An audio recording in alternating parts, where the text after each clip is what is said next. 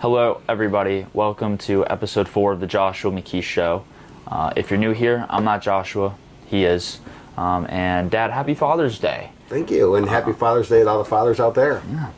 And I have one important question for you. I have a couple of other questions, which is, tell me a story you've never told anybody before. All right. Yeah. All right, check out this intro.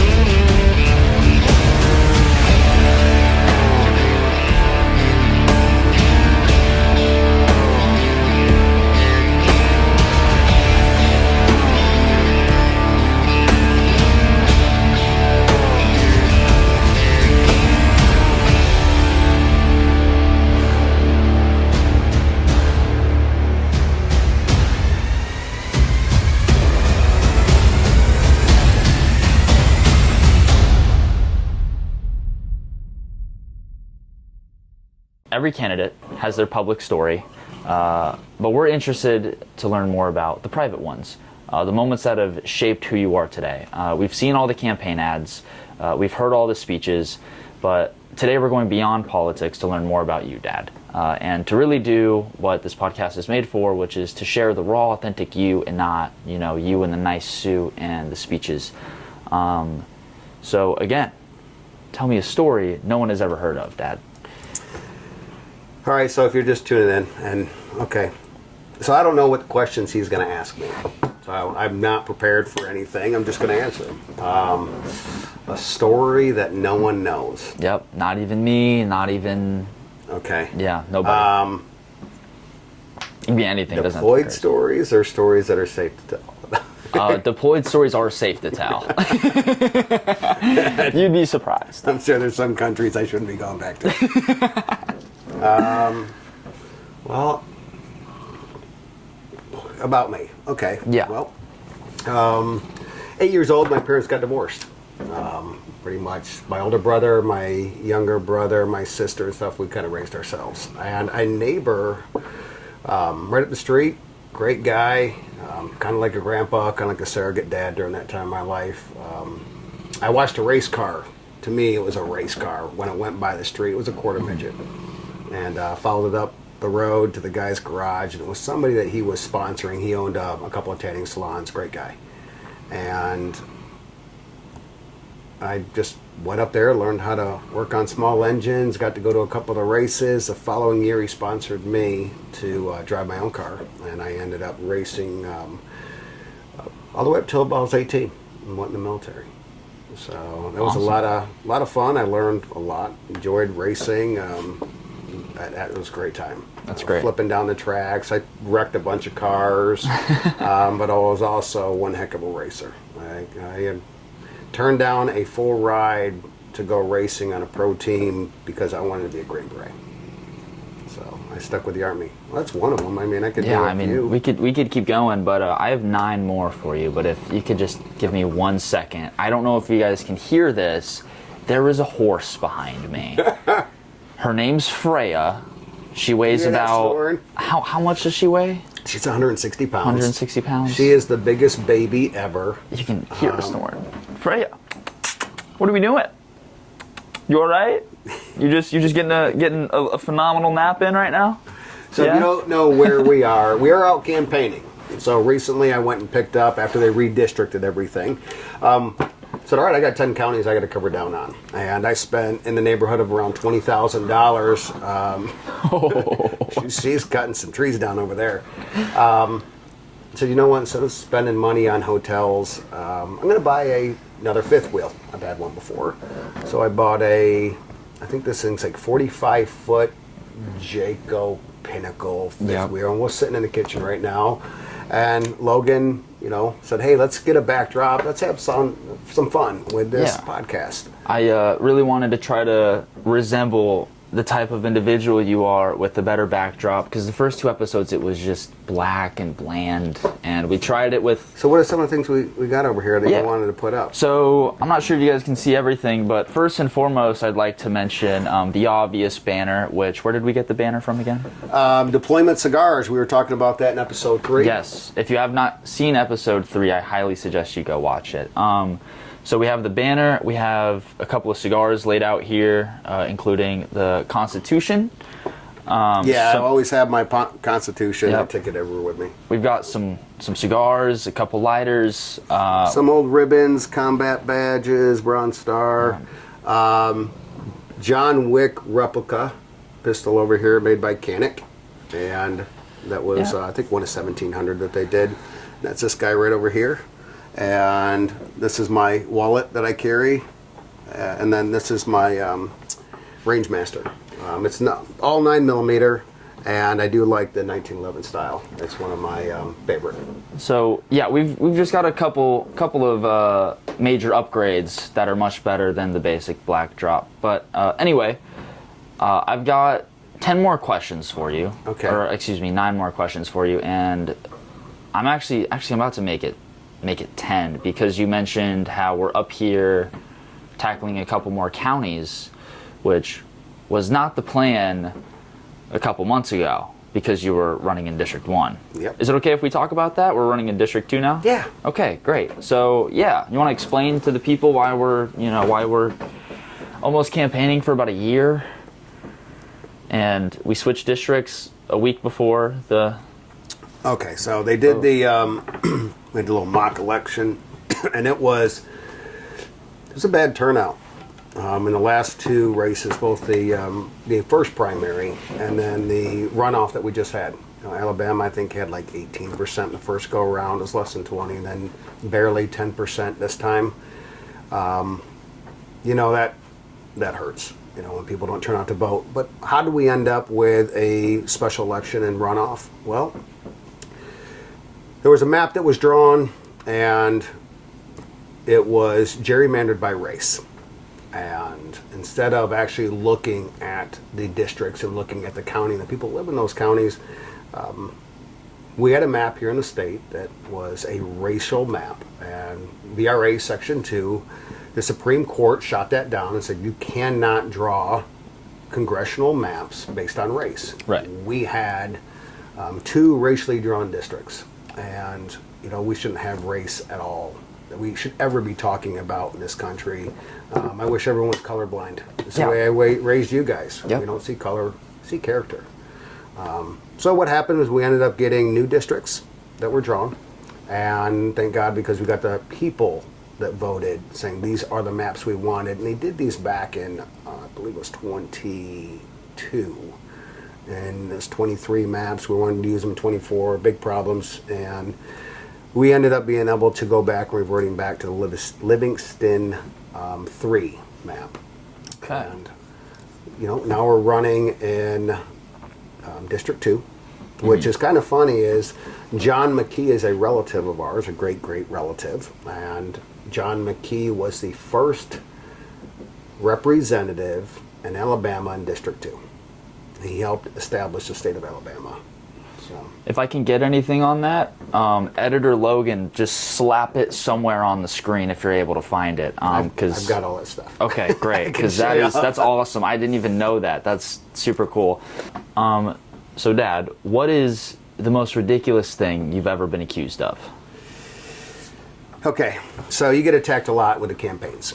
Right. A tremendous amount. And at first I was kind of upset because they're such bullshit lies. Right.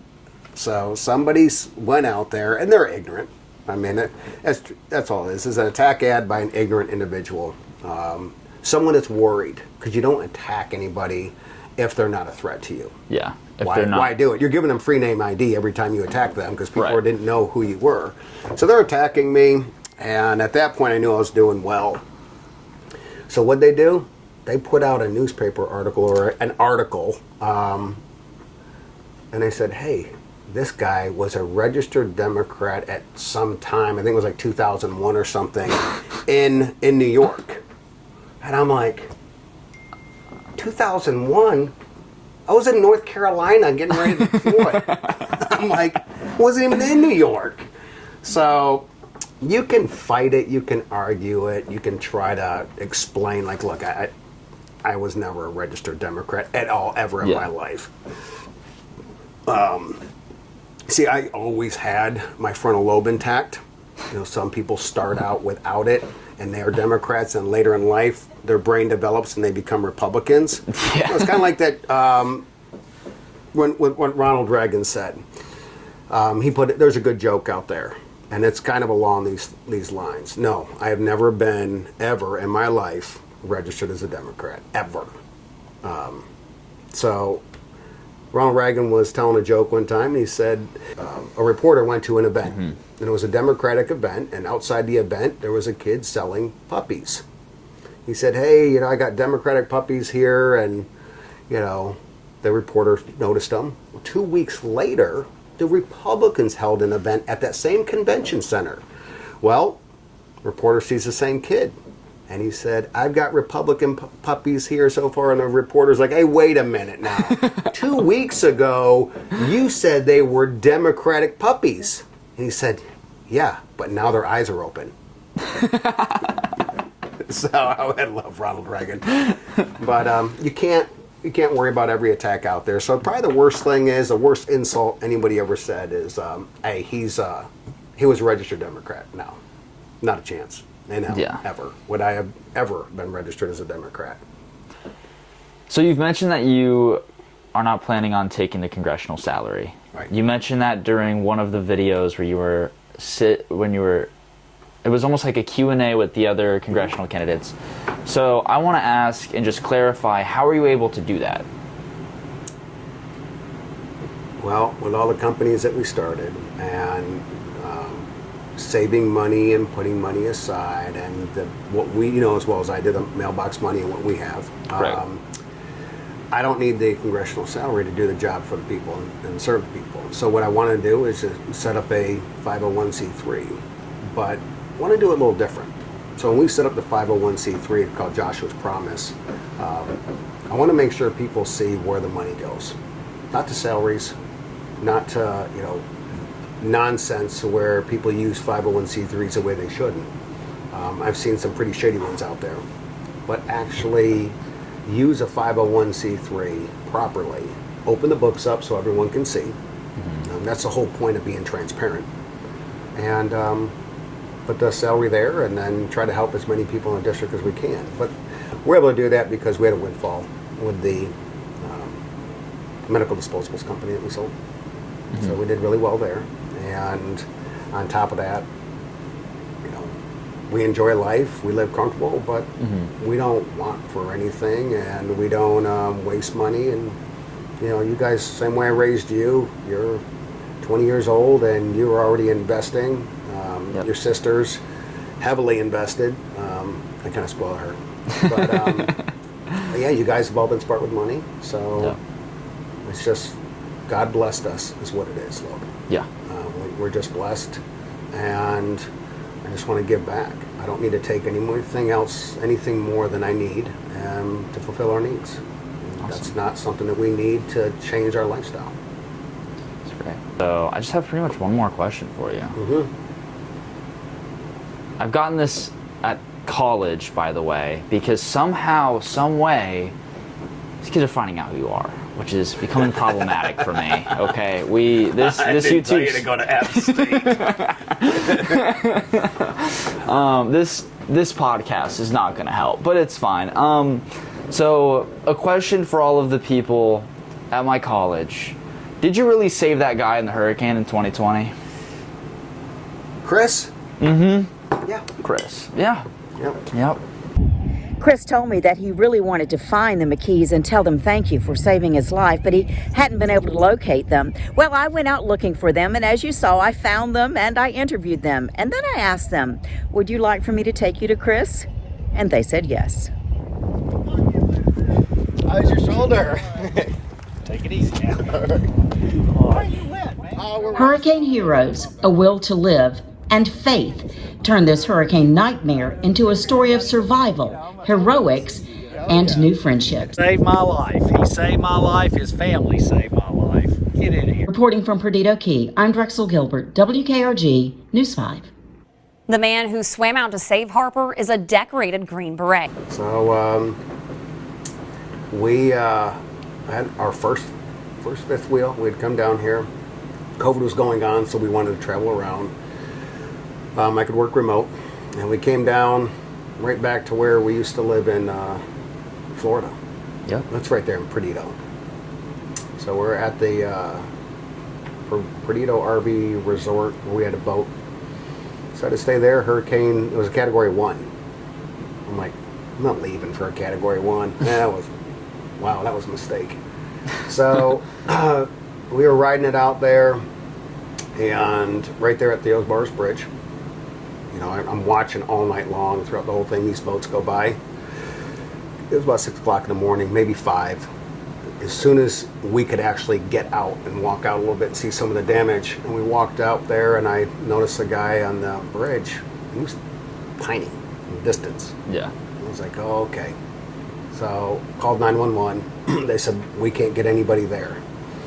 So I turned to another gentleman was there and said, I need a rope. I need something to see if we can get out there. He grabbed a rope and a kayak. I said, that's not going to work. I said, I'm just going to swim out. So I started entering the water. And Jenny said, give me your wallet. Give me everything that's in your pockets. I said, okay. And I told her, kind of explained the currents to her real quick. There's the top current that you can see, but also the undercurrent. And sometimes they can be going in different directions. I said, what I'm going to look at is, I kind of pointed, hey, there's a beach over here and down here. If I can't come straight back in with him, I'm going to maintain him, and I'm just going to go down to Johnson's Beach, or I'll come in down the intercoastal, and I'll work my way toward the shore. I'm a fast rescue swimmer. Being a Green Beret, we get all types of swim training. So I went out there and pushed the kayak out at first because I didn't want to argue with the guy. And I just watched it flip over. And I'm like, all right, that's not going to work. And then I went in and got out to him, and he jumped in the water, got him back. He went into total shock. Dislocated shoulder. I didn't want to reduce it at first. I wanted to see if I could, because sometimes you can cause more damage by reducing the shoulder. So I was like, let's see if I can get you to a medical center. So we treated him for shock first because he was out of it. Got him some dry clothes, got him warmed up, got some fluids into him. And he was starting to come around, and now the pain's starting to hit him on that shoulder. I get him into my truck, and we had to go down toward the beachfront road, and the water was at the top of my hood. Not a big 2500 HD at the time. Yeah. So we're going slow, and then we get out onto the road, and where Floribama is. We came out right over near there, and then we start. Every single telephone pole was snapped in half. So Jesus. You're watching the wires, and they were flipping in the wind. I don't know if they had power or not, but every single one, it was like a video game. You'd drive up, wait for the wind to lift the wire up, and drive underneath it, and it was just all the way down. It was like, hang on. So it was that jerk, stop. He's got a dislocated shoulder that's out. It's rough. So we finally get around to going over the bridge, and there was a fire truck, fire pickup truck. And they were looking for the guy over the bridge. I said, I got him, hoping that I could say, all right, here he is. They said, we can't do anything. We can't get any services into us. I said, all right, I'm just going to drive them. I drove around trees, through people's yards, everywhere I got to, the first emergency center, and they had been hit. The doors were blown in. They said, we can't take anybody. There's nothing we can do. And I said, can you reduce his shoulder? And they said, no, we need an x-ray. And I'm like, forget it. I took him out in the parking lot and said, okay, I'm going to reduce your shoulder. It's going to be, there's a certain way to do it, and we learned this in the Special Forces 18 Delta course. So I reduced his shoulder, and then that relieved all the pain. Then he wanted to talk, and he's moving his hands around, and his shoulder goes out again. I'm like, okay, let's do this again. I get out of the truck, set it again. The third time, I was like, I'm going to tie your arm to the side of you. Stop. moving. Reset his shoulder. I third time. Drove him back. At this point, he's doing a lot better. We'd warmed him up in the truck, and he's linked him up with his sister, and it was a couple weeks later. He found us. A news reporter, somebody found us, and got to link up with him. And he was telling me that he went to a doctor. They did the MRI and X-ray and everything, and they said his shoulder was set perfect. Was that after the third time? After the third time, of him stop talking with his hands. So, but he had a previous shoulder injury, which caused it to come out. But great guy, still in touch with him. Absolutely amazing guy. Yeah. Awesome. You don't think, someone's in need, you go out there and do it. You just take action. That's right. It's awesome. So, those are all of the questions that I have for you today. Mostly because I didn't really know what else to do for this episode, so I just threw some questions in there. So I hope that was all right. Did you have fun watching me fly the plane? Yeah. Flying the plane was awesome. Roll clip, insert, flying plane right here.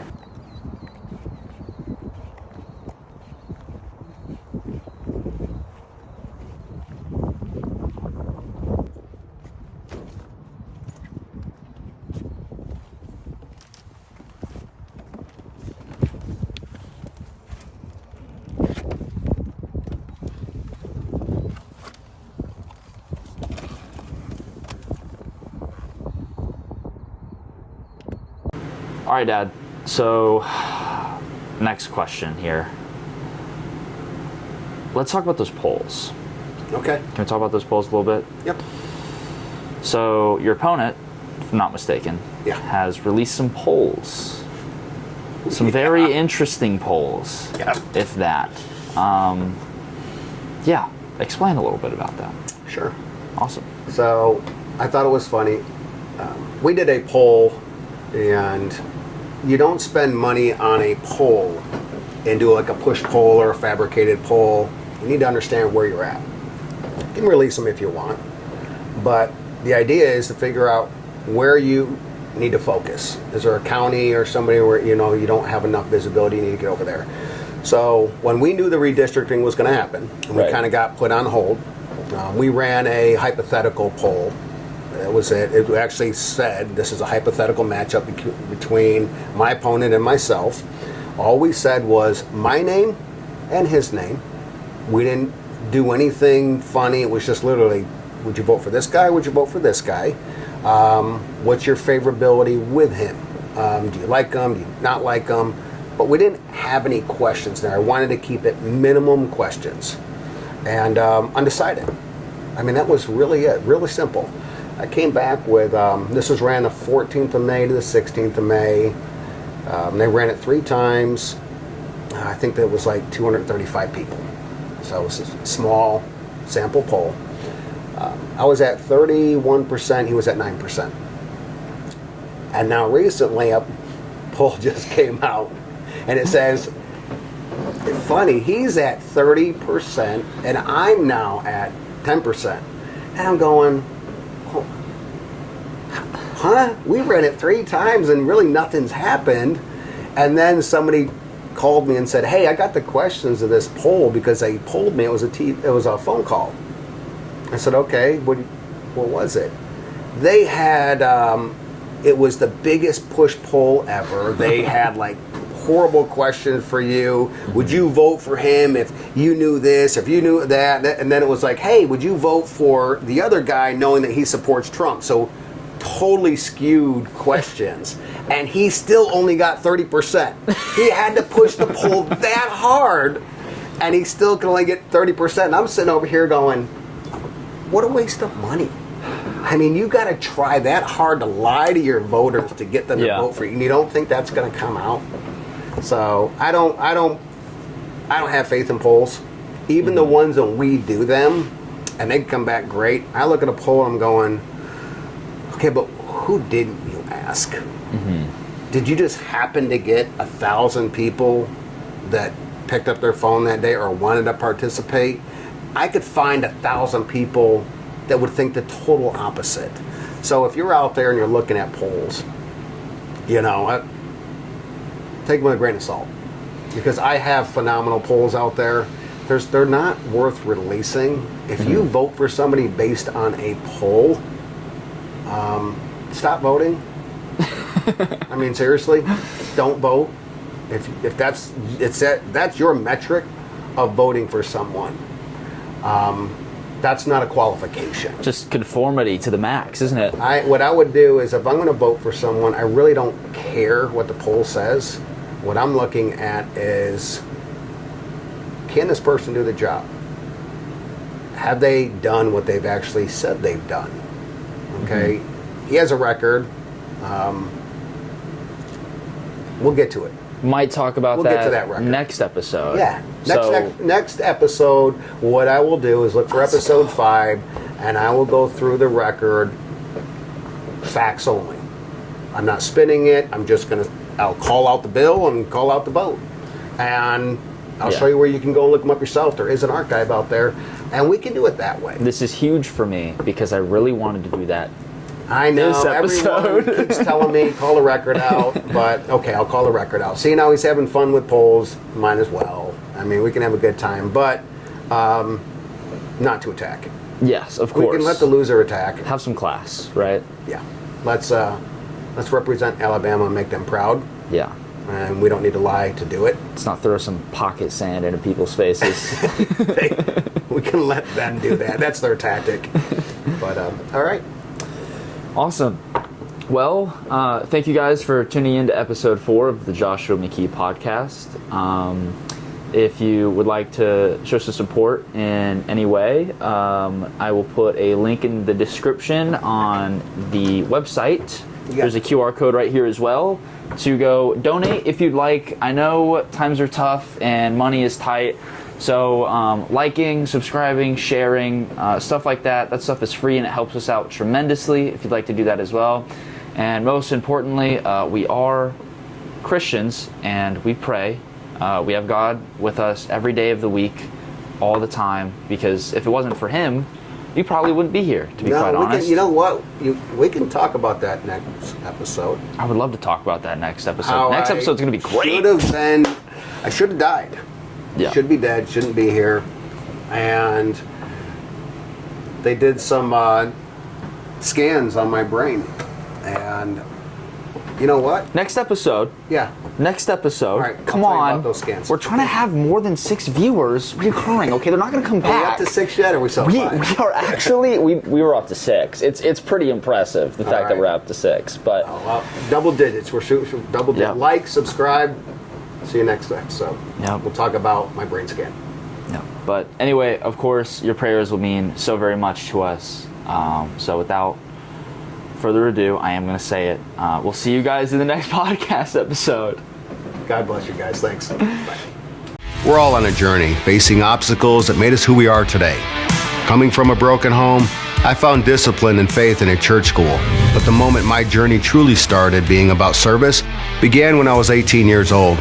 I answered a call and began a 25-year military career as a U.S. Army Special Forces Green Beret. I served with the bravest, most talented men and women this nation has to offer. It prepared me for a career of leading in the private sector, as a global strategist at General Motors, and later building businesses and signing both sides of a paycheck. And as a devoted father at 5, it forged in me a dedication to ensure a future where all Alabama sons and daughters can achieve the American dream. But my greatest test came when I was diagnosed with a brain tumor and was left unable to speak, abandoned by a failing VA system. But through the help of a loving family, perseverance, and prayer, I fully recovered.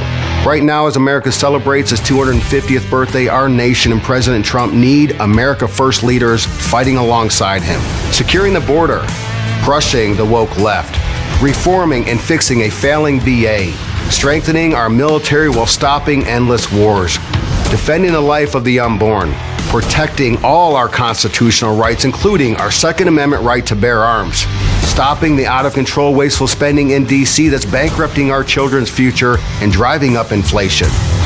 I fought for America on the battlefield, and now it's time to fight for her future right here at home alongside President Trump. I'm Joshua McKee, and I approve this message. Because for me, the journey and service aren't finished, because the future of Alabama and America are still worth fighting for.